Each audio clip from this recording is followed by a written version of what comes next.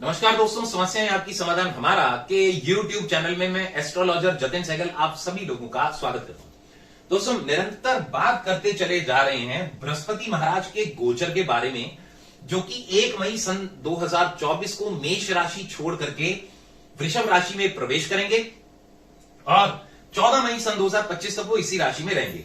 तो विभिन्न राशियों पर इसका क्या प्रभाव रहेगा, इसके बारे में हम बात कर रहे हैं। तो दोस्तों, अब बारी है मकर राशि के जातकों के लिए। मकर राशि के जातकों के लिए बृहस्पति महाराज का गोचर उनके पंचम स्थान में आ रहा है।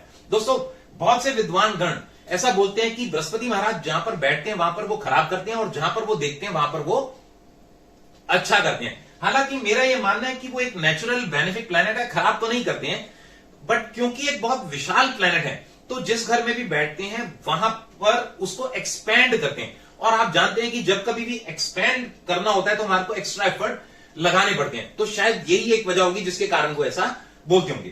तो दोस्तों, मकर राशि के जातकों के लिए जो बृहस्पति महाराज का गोचर है वो 5th हाउस में। तो 5th हाउस बुद्धि, विद्या, प्रेम, संतान, इनसे रिलेटेड होता है।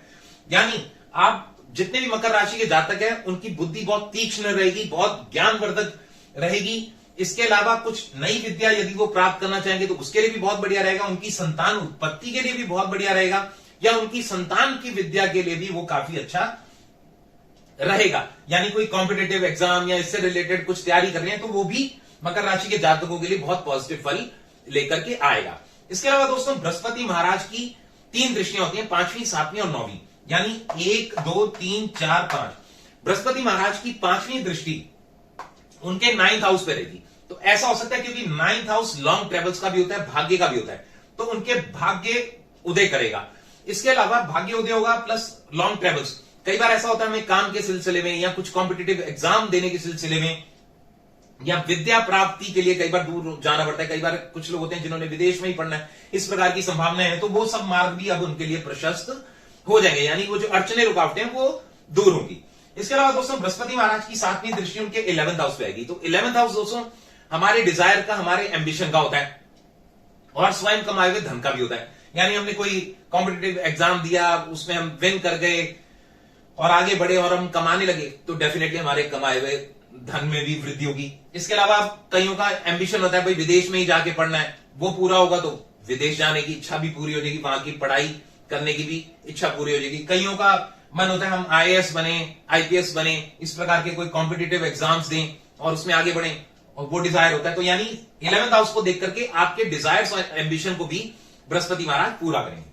इसके अलावा दोस्तों, 7वीं, 8वीं, 9वीं, यानी 9वीं दृष्टि उनके लगन पे आएगी। तो लगन यानी आप खुद, तो बृहस्पति महाराज आपको एनर्जाइज्ड करके रखेंगे। बहुत विशाल प्लैनेट है, आप बहुत एनर्जाइज रहेंगे, आपके अंदर काफी अच्छी एनर्जी रहेगी। अगर पहले से कुछ सेहत खराब रह रही थी तो वो दूर होगी, मतलब ठीक होगा।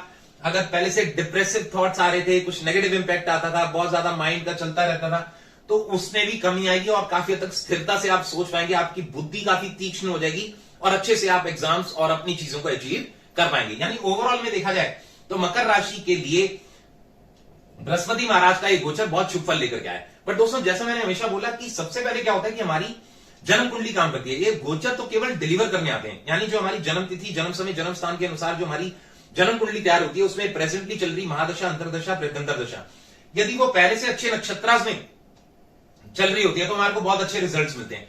बट यही अगर वो नेगेटिव नक्षत्रास में होती है, यानी उसका स्टार लॉर्ड, सब लॉर्ड, सब लॉर्ड कॉम्बिनेशन बढ़िया नहीं होता, तो उस हिसाब के रिजल्ट हमारे को नहीं मिल पाते। बट दोस्तों, जैसा मैंने हमेशा बोला, ज्योतिष कभी भी डराने के लिए नहीं बनाया गया। एक चीज हमेशा से बोलता है और बोलता रहूंगा, astrology is a divine science, no one can change your destiny but yes you can balance the things. यानी ज्योतिष एक दिव्य विज्ञान है, भाग्य आपका कोई नहीं बदल सकता, परंतु हाँ, आप अपने जीवन में होने वाली घटनाओं को थोड़ा संभाल अवश्य सकते हैं पॉजिटिव कर्मस करके। तो जितने भी मकर राशि के जातक हैं, यदि उनको ऐसा लग रहा है कि कुछ समस्याएं अभी भी बनी हुई हैं और समस्या आ रही है, तो उनके लिए बहुत बढ़िया रहेगा कि वो एवरी थर्सडे यानी हर वीरवार को चने की दाल या बेसन या केले का दान किसी गरीब जरूरतमंद को करें, इससे बेटरमेंट हो जाएगी।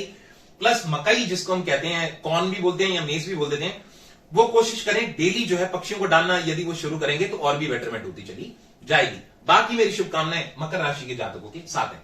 इसी के साथ मैं अपनी वाणी को विराम देता हूं। मैं एस्ट्रोलॉजर जतिन सहगल, समस्याएं आपकी समाधान हमारा YouTube चैनल। धन्यवाद।